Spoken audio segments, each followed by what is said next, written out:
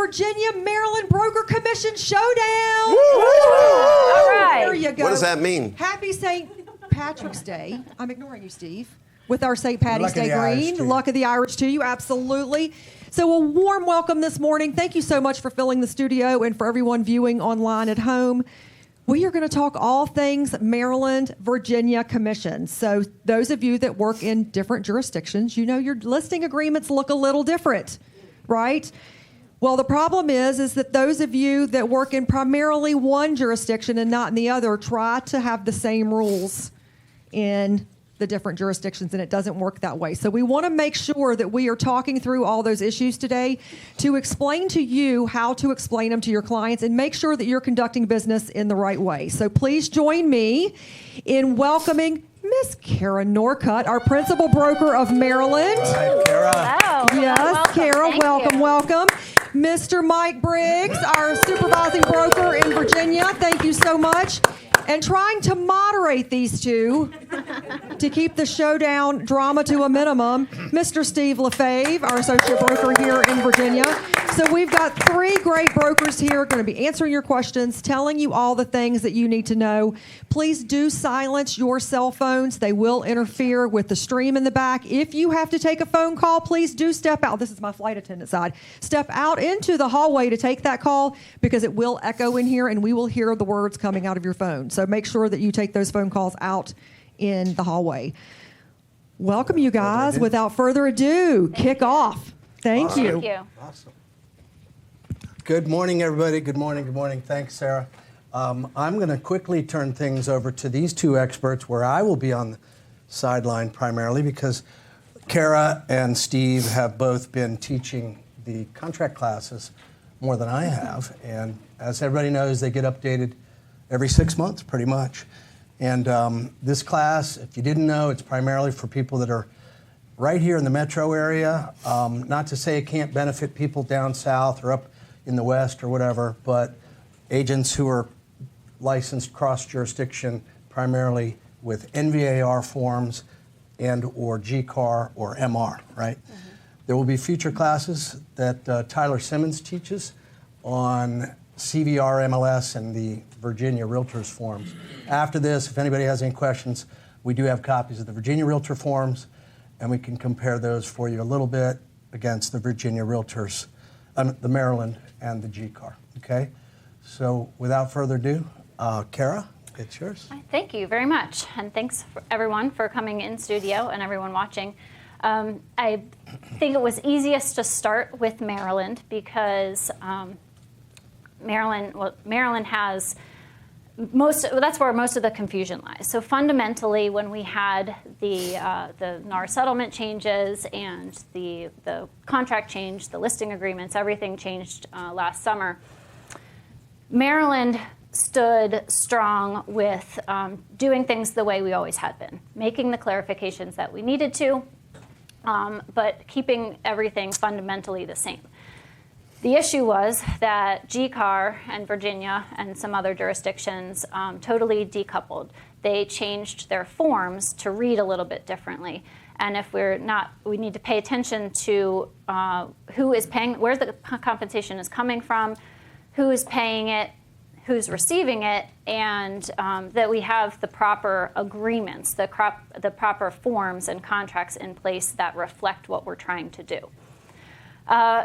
Before we bring up the Maryland, the actual Maryland forms, I created this we have a couple little infographics here. So you'll see, so the money we're starting out for Maryland Realtors forms, if you're using the Maryland Realtors exclusive right to sell residential brokerage agreement, the agreement reads, as we'll take a look at the specific language in just a second, that compensation is agreed to be paid from the seller to the listing broker. So that's the total amount of compensation, and it's in paragraph 14. We'll see that in a second. But that's the total amount of compensation. And it still reads that the broker, that the seller is allowing the listing broker to share that, to cooperate with another broker should there be one. So that's why we have, so I've got two kind of dollar signs to represent kind of that's the total. If there's a listing side, if there's a buying side, we kind of have this total amount from the seller to the listing broker. So no matter what, that agreement says here, listing broker, or Samson, if you're the listing agent, this is the total amount I'm agreeing to pay you, no matter what. If there is a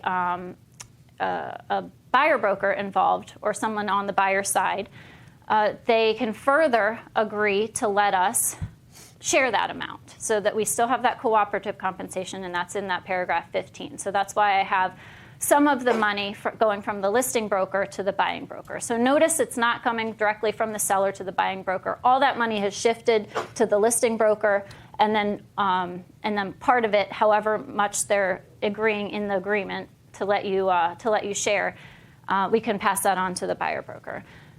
So I have on the side here, the seller can let the listing broker share compensation. This requires the listing broker's offer of cooperative compensation form. So in the event that the seller is letting you, or letting us, Samson, the listing broker, share some of that compensation, it needs to be kind of solidified in this offer, right? So gone are the days that we could take that amount and stick it into Bright and let everybody know that that's what it was. So that amount goes in that listing broker's offer of cooperative compensation form.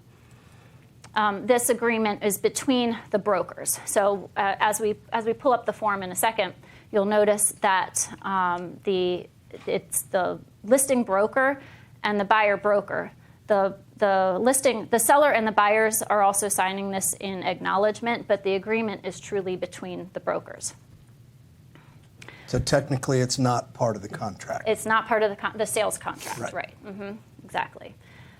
So Maryland Realtors forms also have, as we always have, the ability to have the buyer broker or the buyer request the seller to pay compensation directly. So this side of things is more in line with what Virginia did, what GCAAR did. So they did away with the cooperative compensation.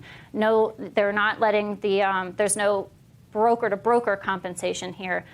The buyer is asking the listing broker, or the buyer is asking the seller to pay compensation directly to their buyer broker. In that event, the money is going directly from the seller to the buyer broker. If there's no cooperative compensation being offered, or if it's less than what the buyer has agreed to pay in their buyer broker agreement, then the buyer can ask for this in the sales contract itself. So that's why we have the residential sales contract next to the arrow, because that's the vehicle for that contract, to communicate that information and to kind of seal that deal. Oh, wait, click back real quick. Sorry. That's all right. I didn't have the slides memorized. I don't know how to go back. No, okay, that's fine. So that needs to be solidified. If there's an agreement, that agreement needs to be solidified with the buyer's request for the seller. Buyer's request for the seller compensation of buyer broker addendum. There, I did remember it. And this agreement is between the buyer and the seller. So when we pull up that form, you'll see that the agreement, the contract, doesn't have the brokers and brokers on it. It has the. Sorry about that. It has the parties to the contract, right? Because it's the buyer asking the seller to make that agreement to pay them directly. All right, now. Okay, so this is part of the exclusive right to sell residential brokerage agreement. This is paragraph 14. So this is that spot where the seller is agreeing to pay the total amount in paragraph 14. So this the compensation is reflected either as a percentage of the sales price, a percent of the sales price and a flat fee, or just a flat fee dollar amount. So they would check off one of those boxes and fill out the appropriate amounts there. And remember, this is the total amount. So you can, if you're ever trying to look at these forms again, and if you forget or figure it out, a couple things to look for. Look for who is mentioned in the agreement. So then in the event of a sale, exchange, or transfer, the compensation to be paid by the seller to the broker. So this is the total amount going to the broker this agreement. So this is the listing brokerage. And then we have, I'm not going to go into all the detail of the rest of the language. We do that in our contract classes. But if we skip over to the next screen, which should be Your offer of cooperative. Oh, okay. So in paragraph 15, that next paragraph, I guess we didn't blow that one up. No. But so paragraph 14 is the total amount. Paragraph 15 is the authorization to share compensation with a buyer broker. So on those blanks in paragraph 15, that's where you're going to state, that's where the seller is going to state how much of this total amount, so it's not in addition, it's how much of that total amount that they're allowing us as the listing broker to share with a buyer broker. And that causes a little bit of confusion as well. So make sure that that's of that total amount. And again, the language reads that the listing broker is offering that. It's not the seller offering it again. It's not the seller paying it again. It's the listing broker offering to a buyer broker. In that event, if there's any amount of compensation being offered to a buyer broker, that needs to be reflected on the listing broker's offer of cooperative compensation, which we will see in just a second. So that amount gets reflected here. So when you're filling out the listing agreement and they are offering something, this form is how we communicate that to a buyer's agent in advance. Because what I have been seeing are agents calling up, you're working with a buyer, you call the listing agent up, you ask if the seller is offering any cooperative compensation. They say, oh yes, it's 2.5%. And then they just you just kind of move on from there, and you don't really have a contract. There's no agreement. They said there was, but you don't have any proof. You don't have a contract to fall back on to actually enforce the payment of that compensation. So if the listing agent says yes, the brokerage is offering cooperative compensation, we do need to get a hold of this form and have it signed. Make sure it's signed by the listing broker and the seller first of all, and then have it signed by the buyer broker. Yes. Is this something that you would send in with your offer or beforehand? No, good question. Good question. This is all beforehand. So our buyer broker agreements read that it's our job, our duty to make every effort to find out if there is going to be cooperative compensation, and then so that's part of that step is doing that beforehand, because that's going to play into probably the terms of a contract of an offer that a buyer does put in on a home. If I may, real quick, so I just would love to see a raise of hands. How many people in here are licensed in Maryland? Pretty much everybody? Vast majority of you? Okay. And if you didn't make this connection yet, obviously Kara's going through the MR forms, which are really applicable. If you're based here in Virginia or in DC and you're working in Maryland, they're going to be applicable in all of Maryland except for maybe GCAAR, which is Montgomery County and DC, right? Yeah. So PG County and any other county, unless you're a secondary member of up in Baltimore or something like that, right? Yeah, yes, that's correct. And you bring up a good point. So if the listing broker or the seller doesn't want to offer cooperative compensation because everything's negotiable, they can offer whatever they want. You can still fill out the Maryland Realtors listing agreement in the same way to reflect the same offerings as GCAAR and Virginia. In that case, your total amount of compensation, if they didn't want to let us share any of it, the total compensation would just be that they're paying the listing broker. So in that paragraph 14, it would be just the amount of the listing compensation and the any flat fee being charged, and then in that paragraph 15, authority to cooperate with other brokerages, that would be 0. So they don't have to fill that out. They can offer nothing, in which case you wouldn't even need the listing broker's offer of cooperative compensation. And then, so after we establish cooperative compensation, then we kind of switch over to what everybody else is doing. So if the buyer wants to ask for it ask for anything in their offer, or they want to ask for more than what they know is already being offered, then that kind of gets us in line with what Virginia's doing and what GCAAR is doing. Yes? Burning question for you. That form right there is Got a mic? part of the contract. Oh, sorry. Yes, this is. Yes. And yes, great. This form, the Yeah. previous form was not, right? Why don't you Yes. repeat the question? Okay, so it was asked that this form that we're looking at right now, the buyer's request for the seller's compensation of buyer broker addendum, is to be made a part of the contract, and you are correct. The other one is an offer of compensation. So that brings me to a great point.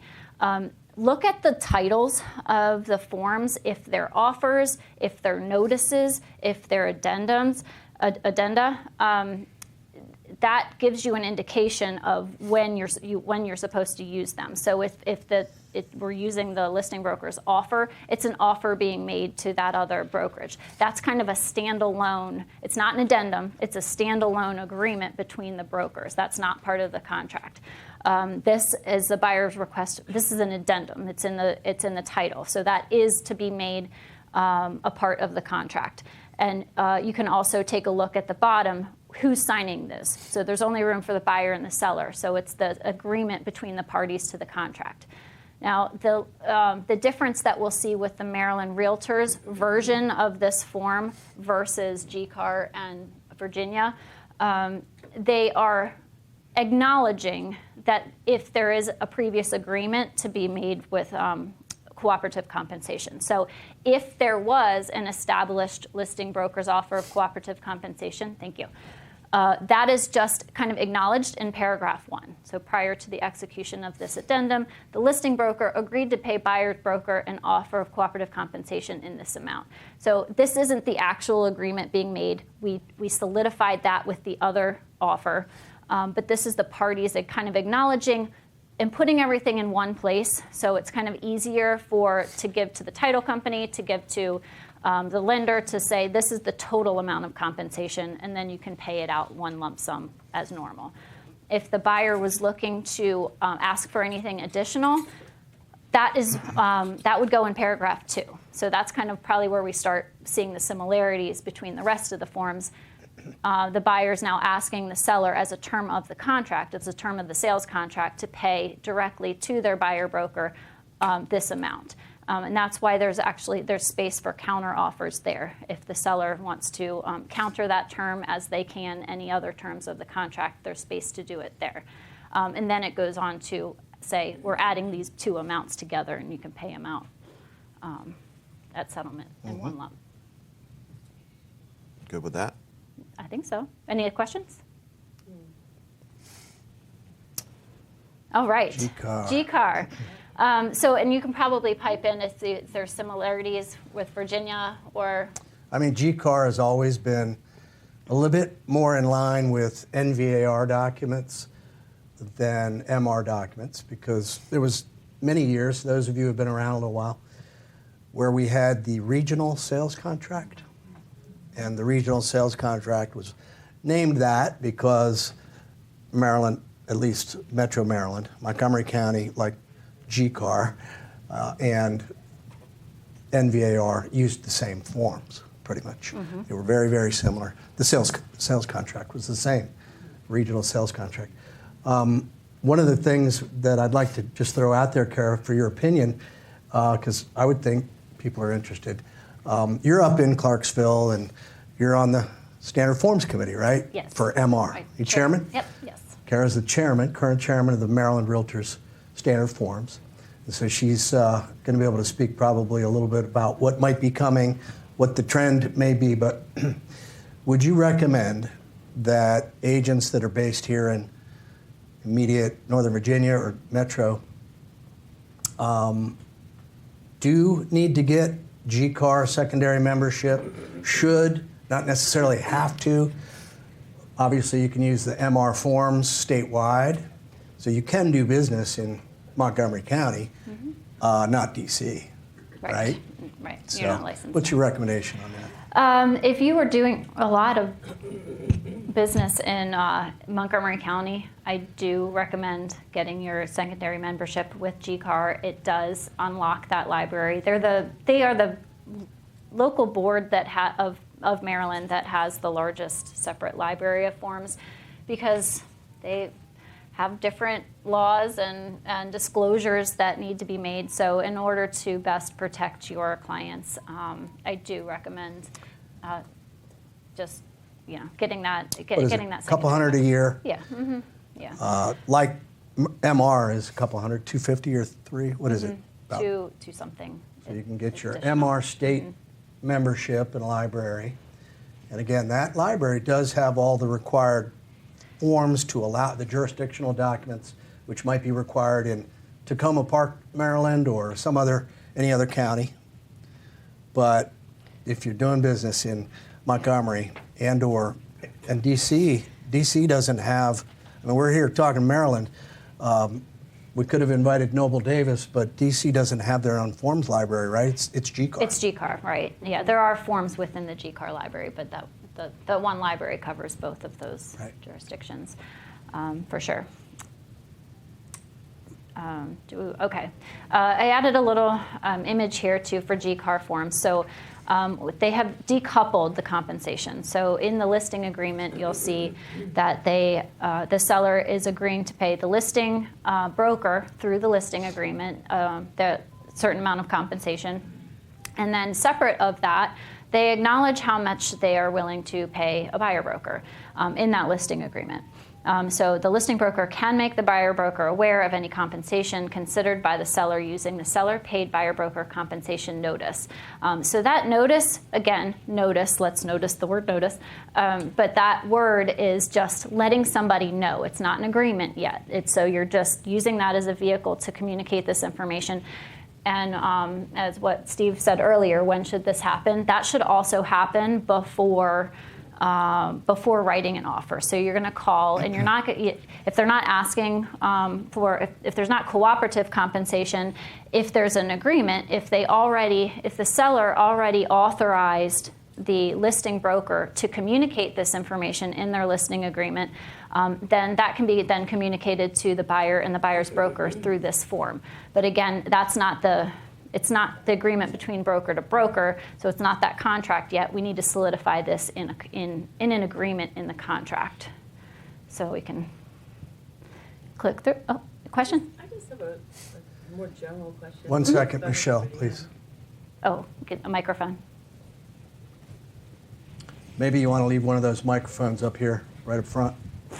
We can pass them around. So we go to all this effort to figure out what they're willing to pay when they list, but then they get a really good offer and somebody's asking for more than what they want to pay, but they want to take the offer because it's so good that it actually nets them more. Then we have this differentiation between like what they said they were willing to pay and what's in the offer that the agents asked for that they're going to pay, and really they don't match. So we sort of ignore what's in what we said we were willing to pay. Do we have to do an amendment at that point? Because it seems like we just keep moving forward with the higher commissions. So let's say my sellers are willing to pay 2.5%. And we get an offer where the agent's asking for 3%, but they don't want to say no to the offer because it's a really good offer. So they're going to pay 3%. Mm-hmm. Now we have a 0.5% difference. What is the recommended approach for that? And it doesn't matter what state we're in because it happens all the time, to me anyway, maybe not to everybody else. Yeah. But. Yeah, good question. So it really depends on exactly where that money's coming from, the proper way to put it in the form, and the proper way to document any extra. So if you were using Maryland Realtors forms and your seller was offering 2.5% cooperative compensation, or had pre-agreed to let that happen, that would be the 2.5 would be in that paragraph 1 of that buyer's request, because it's just kind of we still have the listing broker's offer of cooperative compensation, but the buyer's asking for more. So the correct way to do that for that buyer's agent would acknowledge the 2.5% and then ask for another 0.5% in paragraph 2. And if your seller wanted to say, no, I was paying 2.5 and that's all I want to pay, then that's that additional room for negotiation there. If there wasn't a solidified cooperative compensation offered yet, and you just have a notice or you just have an idea or they're just communicating to you, if the seller is just communicating that this is what I'm willing to pay directly to a buyer broker, then we'll see the GCAAR version in a minute and then on to Virginia, but that amount would just be the amount that they're asking. It just seemed like we needed an amendment for something, because if we're agreeing to one thing over here and then we have another thing over here that's different, when we put our paperwork in, sometimes I've been asked, this doesn't match this, can you get this updated? Well, now my seller doesn't want to sign this again because they've already signed this, and the forms, people that take our forms in are asking us for stuff that's very awkward to go get. So when that happens, do we need to do this? You said it's not part of the contract, but it sort of doesn't match, so it's just been a difficult hurdle to get over.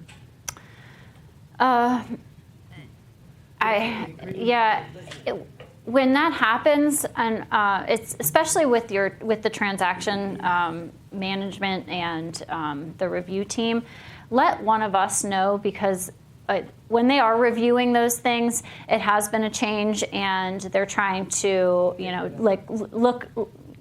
find out what fits the most transactions, and then when things like that happen, it's not all the time, and if there are differentiations, it's a learning experience for them too, to know what types of things do require re-agreements and what types don't. If it's a term of the contract and the buyer and the seller are agreeing to a separate a commission that's different than what the seller originally agreed to let you. Let me phrase this a different way.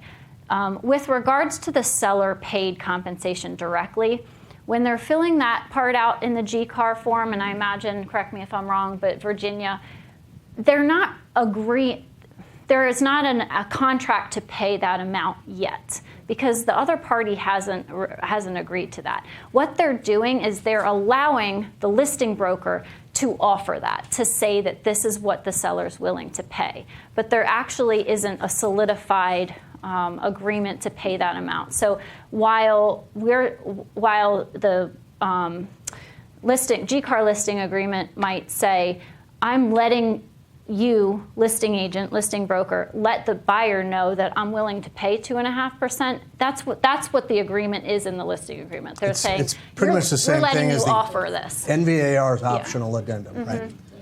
Yeah, but anything else. So then that buyer has that legitimate knowledge that, okay, the seller said that they're going to pay 2.5. I'm going to ask for 3.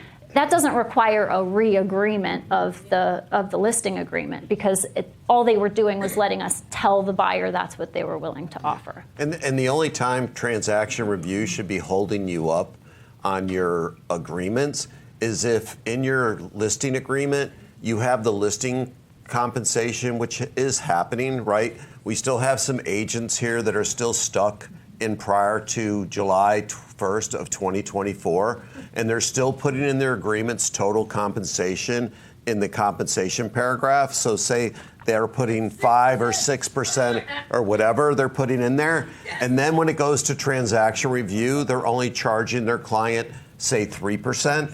Now, transaction review is asking them for documents that shows that the listing commission was reduced from 6 to 3%. So you have to be careful, right? Because they are looking for those numbers to marry up. However, on the buyer's side, the buyer's compensation is solidified in the contract. So if the contract says 2, 3, 5, whatever that number is in the contract, it doesn't matter what you have on your optional addendum to the listing agreement. What's in the contract is going to take precedence on the buyer side. So just be careful on the listing side. If you're still using total compensation in your listing agreements, you should get away from that, right? Because transaction review is going to ask you for amplifying information if they see 6. That is with GCAAR and That's NVAR, but Right. not MR. Right. Still. But So our transaction review staff is good, but they're just trying to take a square peg and fit it in a square hole. But if you do have an anomaly that falls outside of that square peg, square hole thing, contact one of your brokers and we can assist in waiving that requirement for whatever reason. And all the compensation obviously is being paid from settlement, so it'll show on the ALTA. And your commission disbursement form is going to show what the total is. You can always put a note, a comment in the file, in your checklist, right? If you think, or if you get an initial pushback or question for something, just clarify it for the file reviewer. And the golden nugget for today, seeing that you're here, if you post something in your notes section in transaction in your checklist and you didn't attach a document or anything to it, transaction review doesn't know you did anything. Okay, so it's going to sit there forever and ever and ever and ever. So my recommendation, anytime you put a note in, attach a document, change something, do something that changes the status of your file so that it gets sent back to transaction review. Notes, adding a note doesn't do that for you. So you guys win the lottery today. You guys got. You got to have the red pending, right, Steve? Right. Got to be a red pending tab. So a lot of times when I'm adding notes, I actually take a piece of paper and I write something on it, like whatever it is I'm putting a note in. Sometimes I will write, this form is not required because it didn't go in the MLS. I'll scan it in and I'll put it in there as a placeholder for that, and I'll put a note in there that says the same thing. That way, when I put it in there, it gets zinged to transaction review. All They right. see my note, off I go. I get paid quick. Yeah, you that way. Okay. Yeah, baby. That's the reason why you make a big bucks, Steve. Well, Anybody they pay me in Monopoly money. else have questions at the moment on this? Did you have another? All right. Did you have We another can- one? A way to take it, you could just take the form off and put it right back on. It triggers the That same too, thing. yeah. You don't do have that. to do anything special. Right. Just take that form off Same form. and put the same form back on. You could. And it triggers transaction. Yes. All right, moving on to the GCAAR forms. Unless Dwight has a question. No, I don't. I just want to be the mic guy. Thank you, Dwight. Mike guy. All right, GCAAR. Yeah, so we talked a little bit about the listing agreement. We can zoom in and show you that. So this is where it breaks it down. So we have the listing broker compensation. That's the separate compensation. The seller agrees to pay the listing broker, the percentage or a flat fee.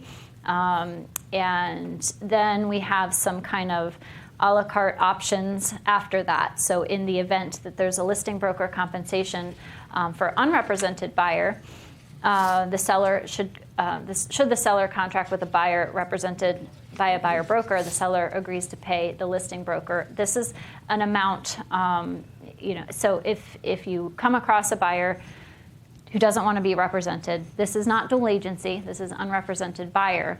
How much more is the seller agreeing to pay the listing broker in order for you to do both sides of the deal, so to speak? This is actually something that's missing, in my opinion, and I'm trying to address this on the forums committee with Maryland Realtors, because in the event that a Maryland Realtors listing agreement is written so that the seller does not want to offer any cooperative compensation and they're just looking to pay the listing broker, if there's an unrepresented buyer that comes along, there's no kind of other compensation for that side. And not that you're representing that buyer, but you are doing both sides. There's some liability there. There's extra paperwork. So that is something In that the MR. yeah. So if there was cooperative compensation or a larger amount of compensation that was being offered in the first place, then that money would stay with the broker. Remember, we saw those $2 signs? They transfer to the listing broker. So that money stays there whether we pay it, whether we share any of it or not. So if there was an unrepresented buyer, you would still have that money. But in the event that they're not sharing anything, it's just that listing broker's amount of money.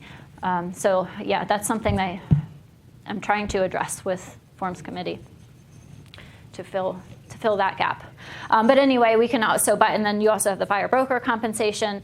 So this is a big difference between MR, MR and yes, GCAAR, exactly. right? Yeah, exactly. Yeah. So this, I would imagine, looks similar to your Virginia, where you kind of break everything out. So it's giving them different circumstances. So this is the amount in these certain circumstances. And seller paid buyer broker compensation notice. So this is the notice. We have the listing agent, the listing broker, and the seller. So basically, we're just a one-sided notice officially that the seller has, that this listing broker is allowing us to tell you guys that you guys the buyer, or you guys the listing buyer broker, that the seller is in agreement to pay this amount of money directly to the buyer broker. And this is just zoomed in? Yep. Yes? Okay. Yep. So whatever they put in paragraph C on the list, that listing agreement, I believe it was C, just goes here. So you're just transferring the information. And now we have another addendum. So this is to be made part of the contract for a GCAAR sales contract. This is addendum for the seller to pay buyer broker compensation. So here is where you would either reflect the amount that you already know that the seller agreed because we received that notice, or if they're asking for something different, they put something different here. But then once this is signed, this is an addendum, it goes with the contract, and this is a term of the contract, and you'll see if we zoomed back out that it's the buyers and the sellers signing this. So it's agreement between the buyers and the sellers. So that becomes contractual at that point. The previous, the previous notice, can we upload it in Bright? No. Okay. Yeah, it's any offers of compensation cannot be in there. Nope. And I think you'll see also separately that the what can be is the seller concessions, but I think we kind of left all of that out of this. Yeah, that was a rage for now. Yeah, that was a rage at the beginning. It seems to has kind of calmed down a little bit on the seller concession Quick side. question. In Maryland, is the buyer broker not as in part of the sales like it is in NVAR? Is it only in that separate addendum, or you have to hit it in both spots? Sales contract. Oh, for NVAR? No, for for GCAAR. For GCAAR, no. No, MR. Oh, MR, no. It's not in the actual contract. So, and if there's compensation to be made, it goes on that addendum. Yes. Good question, because I know it did get incorporated into Virginia, Yes. right? And in Pennsylvania too. I'll make a note of, after this is over, I'll make a note about Pennsylvania too. But good question. It has to be in the addendum. Quick question Yes. for you. GCAAR, You're on. am I? GCAAR, Is- oh, there we go. GCAAR notice, how does that communicate it with the buyers? Kind of the same way that the listing broker offer of listing broker's offer of cooperative compensation form is too. So it's intended to be notified before a buyer sees a property or before a buyer writes an offer, so that they know what the seller is offering or willing to offer in the first place.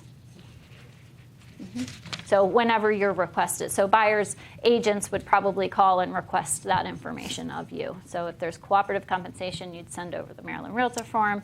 If they had already agreed to let the listing broker share the information that the seller's willing to offer it, then you would receive this notice.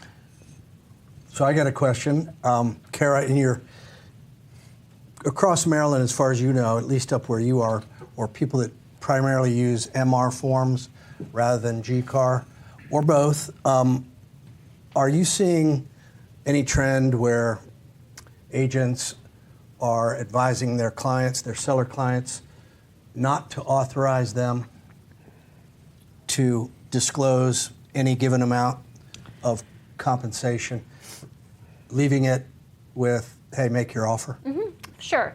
And I see that a lot in agents that are working over different jurisdictions, because they're just kind of trying to conduct business the same, right?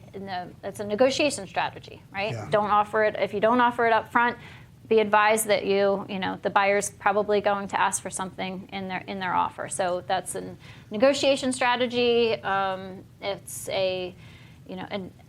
we're not setting a policy means to as have a an brokerage. educated conversation Yeah. with your sellers, with your clients. And but that also brings up a great point. If a seller is authorizing you is authorizing the listing broker to share. So if there is an offer of cooperative compensation, that's not something we can keep in our back pocket. That has to be disclosed. If it asks, you can't just wait. It's already an agreement. Upon inquiry, or just any inquiries at all? Sure. Tell 'em. Yes. Any inquiries at all, tell them. I mean, that kind of information that can be posted anywhere except for Bright. You could put it on a sign. You could put it on a rider. You could put it on an open house thing. You could leave a copy in the house. You could put it on your social media that they're offering it. It can go anywhere except for Bright. One of the reasons I bring that up is my perception is that obviously in Northern Virginia, there's been a trend in some circles with active listing agents to advise their clients, their seller clients, not to so much worry. It depends on the market, depends on the price of the home, how much action you think you're going to get.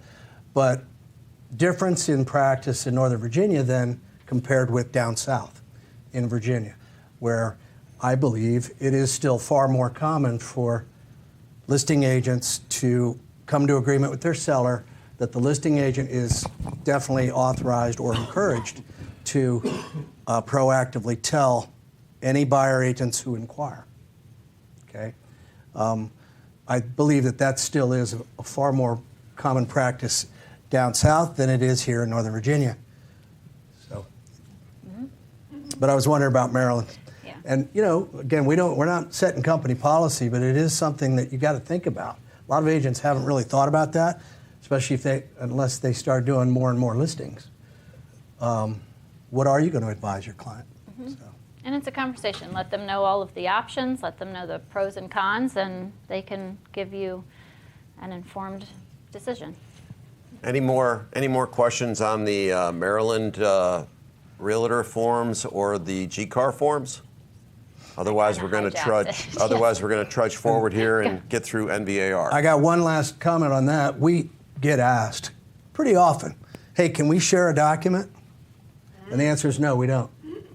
We don't share documents for their proprietary GCAAR and MR forms, and it's a violation of broker rules. Well, everybody's rules that we subscribe to be sharing documents. So just invest. If you're going to do business in that jurisdiction, it's a tax-deductible expense. The other agents on the other side of the deal that you're working with want you to use the forms that they're most common, familiar with in their local market. So. Yeah. All right. Now, NVAR forms, we're going to talk a little bit about the exclusive right to sell listing agreement. Now, really, we're honing in on paragraph 6 of this agreement, which talks about the listing broker compensation. Here, it's very similar to the GCAAR forms that we were just looking at. This is the listing broker compensation. So here, you're deciding what your services are worth, or what the seller's willing to pay for the services that you're offering for your listing broker compensation. This is just the listing part of the equation, right? This is one equation. No more total compensation. Total compensation in NVAR forms has gone away, right? So listing brokerage. So how much are you paying me for my services? That number is whatever it is you determine that it is. The next paragraph is paragraph B, is additional listing compensation for unrepresented buyers. So am I charging the seller any extra money if a buyer comes forward without an agent and I have to perform the duties for a customer as an unrepresented buyer? What am I charging that seller extra? So if I'm doing a listing for, I'm just going to say 2% listing fee, and I'm going to charge an extra % for a additional listing broker compensation. Now your total compensation on the listing side would be 3% if it is an unrepresented buyer. Or you could do a flat fee. It has that has numerous terms or numerous blanks in here for you to fill out. So you could put that in there. Now just be advised too, because I've seen a couple of these recently on the listing broker compensation. The first one is the percentage of the gross sale price. So whatever that percentage is. The next space is not for the listing price. See the comma right? There's a comma in there. So I've seen people fill in that next spot after gross sales price, and they'll put in the sale price. So that I think what they're thinking is X percent of the gross sales price and whatever that list price is supposed to be. I've responded a couple times and say, hey, $7,500, $7,000 or $750,000 is a hefty commission. On top of the percentage. Good for you. I'm your new best friend. But that's not for the sale price, right? The sale price goes on page 1. So this is just really for the compensation side of the equation. Paragraph C is if there's a listing brokerage fee. We all know what that is, $395. If you're charging a retainer fee or early termination, that would go into this paragraph. So that's just the listing broker compensation paragraph. Oh. Then paragraph 7 is your optional seller paid buyer broker compensation. Here is where you're going to have the conversation of whether the seller is interested in paying buyer agent compensation. And if they are you going to disclose it or not? So here it's going to say, are you authorized or not authorized to disclose to prospective buyers and brokers representing the buyer or seller willingness to negotiate with the buyer regarding the seller's payment in whole or part? And C, seller's approval of the optional buyer agent compensation. And in this paragraph, it's pretty much saying if they are, then there's another addendum that has to go in your listing agreement. Well, if they're offering a specific amount. Right. So that first B is only, are they saying, yes, you can tell people that the seller is open to paying buyer broker compensation. We're just not saying how much. Right. Make an offer. So if they do want to make a number, then you do fill out the additional form. That additional form is not required if the seller says, I'm willing to entertain paying a buyer's agent's compensation, but let them tell me what it is, right? You don't need that optional form, okay?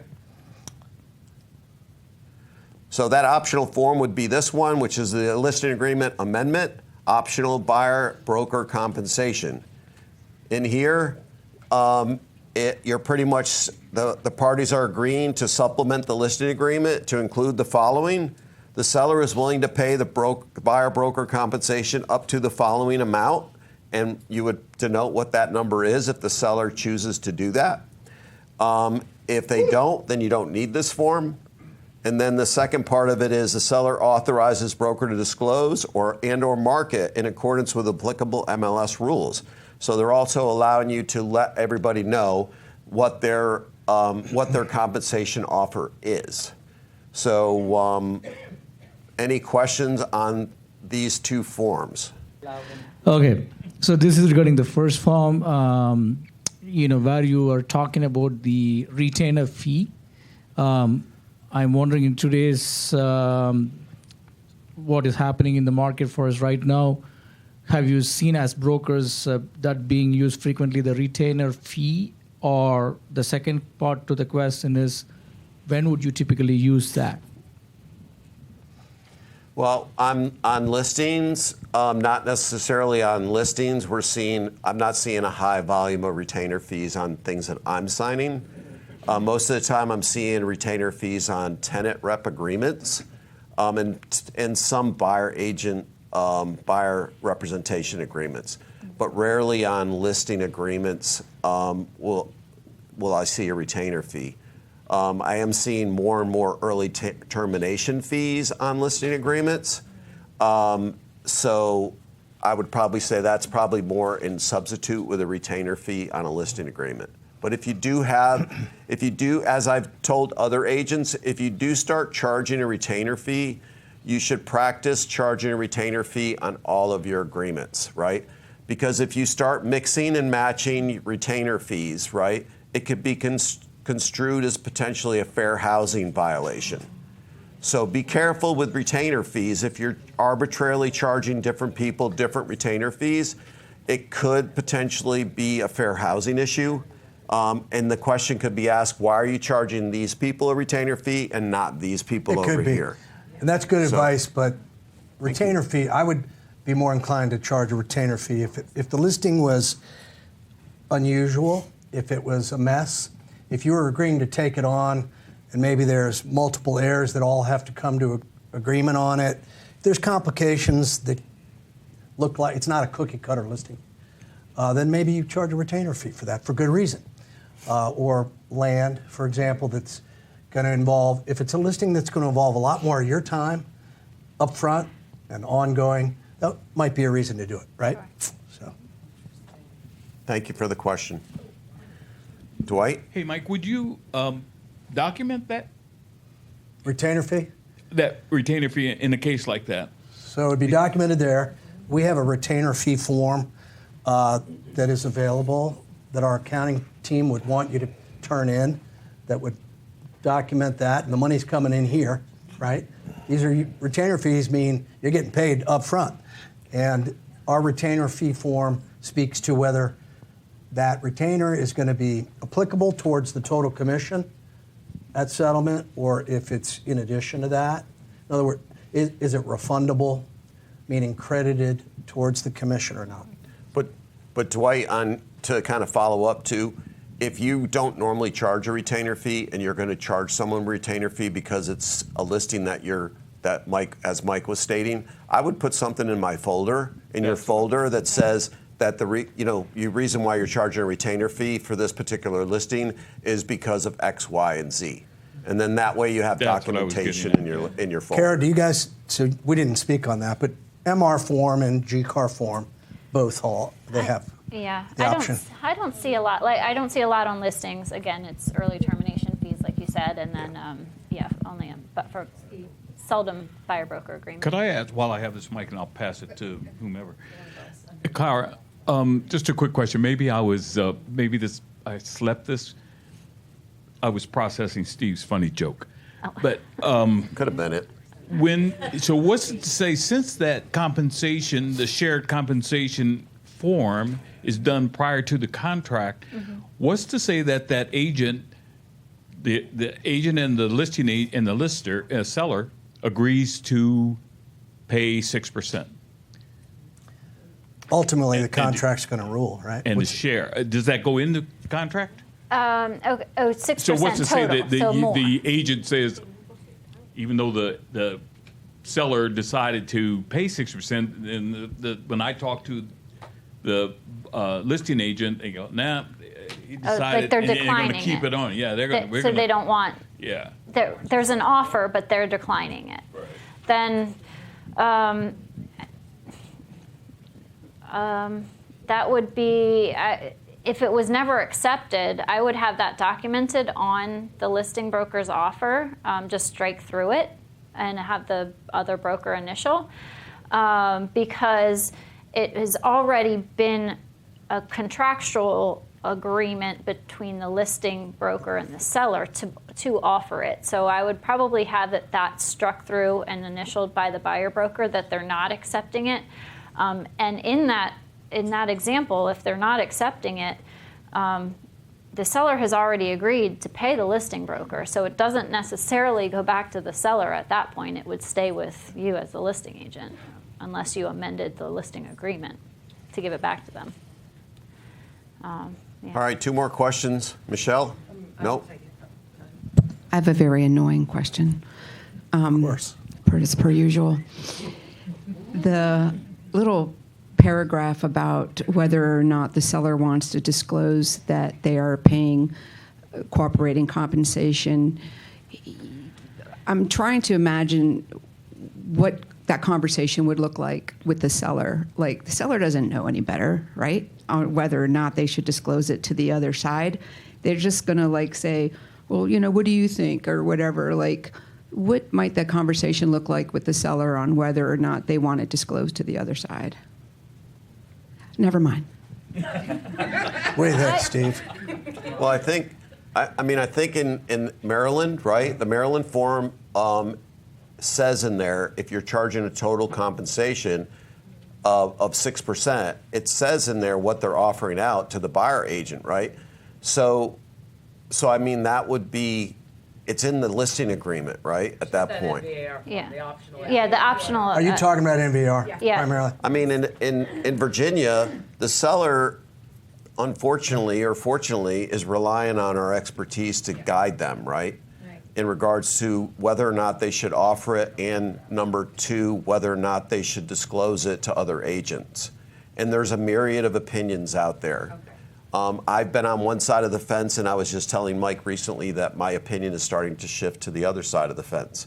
Your opinion shifts as you do business and you see the way things are going. Also, the market. As the market is shifting a little bit as well, your opinion of what may save your seller client money is the conversation that you should be having, right? What is in the best interest of your seller client in regards to buyer agent compensation? Is it better to let the offers come to you? Is it better to put out a number and see if someone's willing to attach to that number or not? It really depends on the market, what you're expecting. Why offer out 3% buyer agent compensation if you're expecting your home to go in a multiple bid situation, and maybe someone may not ask for buyer agent compensation, right? So it's a expertise and market-driven question and answer. In reality, there is no answer for it. If the seller says yes, disclose, is there an obligation to disclose? Yes, there is. Okay. It's a listing agreement, right? They've told you to tell, right? They've given you permission. Who's got the mic? Right. We don't talk without mics. So, They've given permission, yes. but does it obligate? Right. Can or, Let's look at it. okay. I think the NVAR form says upon inquiry. Authorize it. Yeah. Right. We have the right to do that. Authorizes or does not authorize, but doesn't obligate. So if the disclosure, the seller authorizes broker to disclose to prospective buyers and brokers presenting buyer or seller willingness to negotiate with buyer regarding seller's payment of in whole or part, I would say it just says they authorize you to, right? Doesn't obligate you to. Thank you. How much it is. Now, looking at the actual form that you're filling out for the addendum part, if they decide that they want to offer a certain percentage out, here is the form that you would be going by, right? And once again, it says seller authorized broker to disclose and or market in accordance and applicable with MRIS rules and regulations. Seller's willingness to pay buyer broker compensation up to the amount set forth in paragraph 1 above. So, I mean, it doesn't say you're obligated to disclose it. It says you're authorized to, right? Thank you. Okay. Just so I can finish up it with the sales contract, if you do agree to seller paid buyer agent compensation, it goes in your sales contract in NVAR, right? So it would go in paragraph 2, you would write it in as a buyer agent when you're making your offer, and that is a negotiable item, right, on your contract. So if you haven't seen this, since it was changed back in July, August timeframe of last year, it is now in the contract. So make sure you fill it out. If you don't fill it out and you're expecting to get paid, guess what? Yeah. You could be surprised when you get the Alta.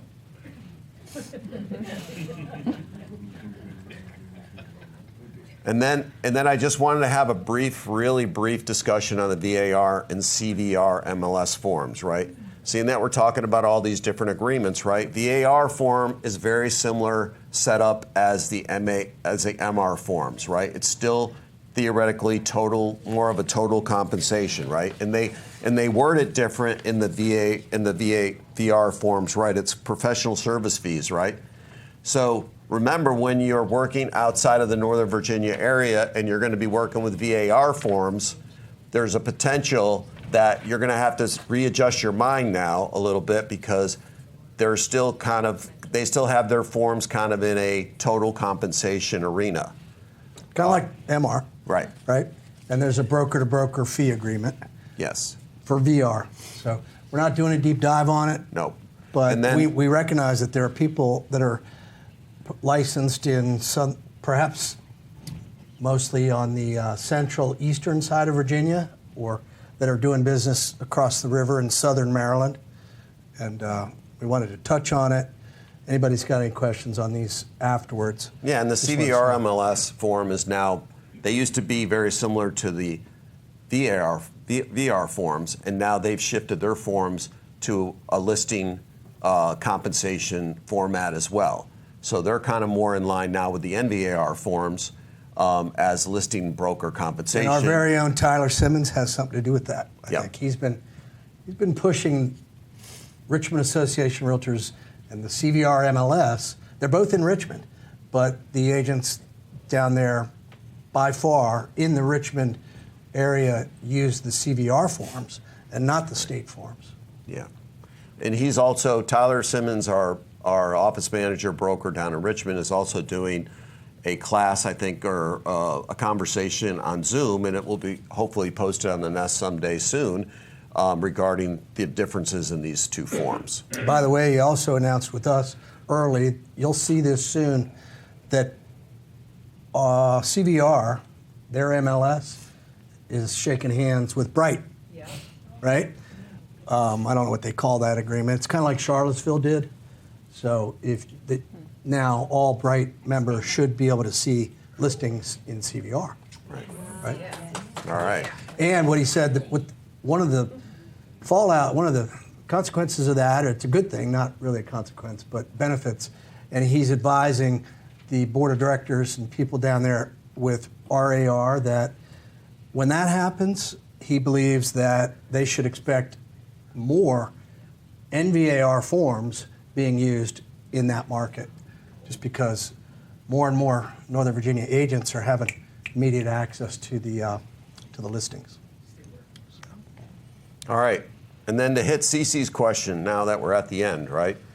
Talking about how do you have this conversation with your seller regarding buyer agent compensation, whether or not to come up with a number or not come up with a number, right? I mean, we all get the stats from Cardinal Title every week. If you're not reading them, I would highly recommend it. Every week, Cardinal Title puts out some stats in regards to trends in the marketplace. One of those trends is buyer agent compensation, whether or not the contracts they're seeing are offering buyer agent compensation in them, and if they are, what's the percentages? And as you can see in their notes, I think their last one from this Friday was 75% of the contracts that Cardinal has done are offering some sort of buyer agent compensation. 75% or 95%, sorry. 95%. Excuse me. And it's showing as seller paid buyer broker compensation, right? It's Yes. Buyer paying. It's not seller paying closing costs for the buyer and then the buyer Right. paying us. That's a seller subsidy different. And that can be done too, but we're not seeing it as much. Right. And then from that 95%, 98% are paying 2% or higher. Okay, so only 2% are paying less than 2%, right? So that kind of gives you the trend of what's going on in this area, right? First of all. Now the second part of the equation is in the last 6 months of listing agreements that I've had, on each listing I've had, only one agent has called me asking me if my seller was paying buyer agent compensation. And on both properties, we had multiple offers and multiple showings, right? Numerous showings. Only one agent on each property called me to ask me if I could disclose what that number was. So that is progress, Okay. right? In our market. Remember last summer, everybody was like, do I need to call? Do I need to call? Listing agents are like, don't call me. But all the offers came in with a buyer agent requesting seller paid buyer agent compensation. So I would say, as far as when you're having the conversation with your seller, like I said earlier, you have to know what the market is in regards to that particular property and whether or not you want to push the number or not push the number. I used to be in the camp that you shouldn't push the number. It's in the seller's best interest to just let the offers come in and see what it is. It's a negotiable thing. With the idea that the seller might be leaving money on the table unnecessarily if the buyer agent Right. has an agreement with their buyer for a lesser amount. But Right. my opinion has changed a little bit as you're having conversations with sellers and they want to offer less than 2.5%, like 2 or 1.5. I think it's in your best interest to advertise those numbers on behalf of the seller when the number is less than 2.5%, because every contract that I'm seeing has been at 2.5 or higher, right? So if you have a seller that says, I only want to offer out 2%, then I would recommend that you talk to them about advertising that number.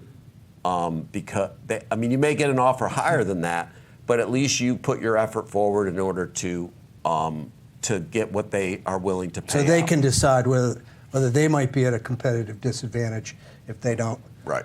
offer. And these are, some might say, touchy subjects, right, that we got to be careful talking about it. But we are tracking this. You need the microphone. Informed consent. My question is, and I'd requested this, probably the wrong people, but can Cardinal start statting 2.5 and higher on that chart? I love the information, but I would really like to know what the percentage is at 2.5 and more. I think we'll look into that to see whether there's collective comfort on doing a median, an average, a median, or, Because as a buyer agent, I have those numbers and I'm feeling really good that I can probably get 2, but I'd really like to feel good about seeing if I can get 2.5. Absolutely. Yeah. As a buyer agent, I haven't taken less than 2.5, and I've gotten more. So just ask for it. Yeah. It happens. Don't sell yourself short. Well, statistical data, I saw a thing about a month ago. They came out with some statistical data in regards to the market changing of realtor compensation since the whole lawsuit went into effect on August 17th of last year. And they were actually saying that commissions haven't changed at all. Really, they haven't. If anything, No. they've gone up. So recently I put Vibes. Yeah. You're on. Hello. I think you're on. I heard you. Recently I put my buyer compensation for 2.5. Listing agent and seller just cross it and came with a 2%. As you can do. So then I find different way, talk to lender, my buyer, and we are able to make it happen. 2.5, we win the contracts. Right. Right. There you go. Yep. And it all goes back to what your buyer agency agreement. And then Cece, did you have another question? Yes, I did.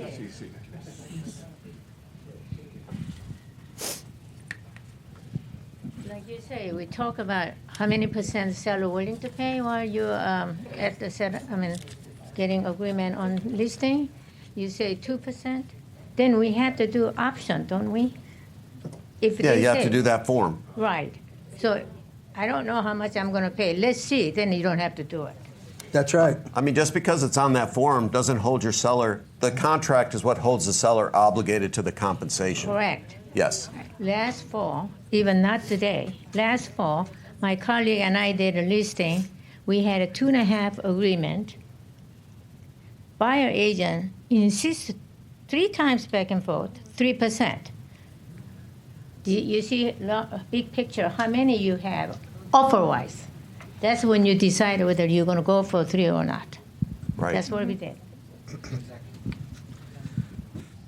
All right. Any final parting shots? Any comments? Well, I'll mention real quick that Pennsylvania is still offers, if anybody's also licensed in Pennsylvania, is still cooperative compensation. It's anything additional is reflected in the contract. I think that's some general differences. And really, again, look at the name of the form or name of the agreement and recognize whether it's supposed to be kind of a unilateral notice or an agreement between brokers or who's signing it, and then look at the signatures to try to make sure that you can solidify that agreement between the correct parties so that you don't get any surprises later when you look at the Alta and no compensations there. Make sure that we have the proper parties signing the agreements. I'm going to throw one additional thought into the mix. We get a lot of situations, some of you have experienced it, where you're licensed in another jurisdiction, but you may not have expertise over there, or it's too far of a drive, right? And sometimes some arrangement will be made between two Sampson agents where one agent is the agent of record on the deal, and the other agent, who's maybe not qualified, they may be licensed in the state, but they're gonna do all the work. Be careful with that. Even worse, if you're not licensed in Maryland, or if you're somebody out in Maryland, you're not licensed in Virginia, and you're trying to refer to somebody who is licensed, but you want to actively manage that transaction because you are the source of the lead. That's illegal, actually, unethical and illegal. And if you ever get the request by another agent to be the agent of record on a deal, take it seriously, right? I mean, we don't dictate what the fee split is going to look like, but your license is on the line if you're the agent of record on the deal. So just be careful. Yep. All right, thank you all for coming today. Thank Much you. appreciated. Thank you much.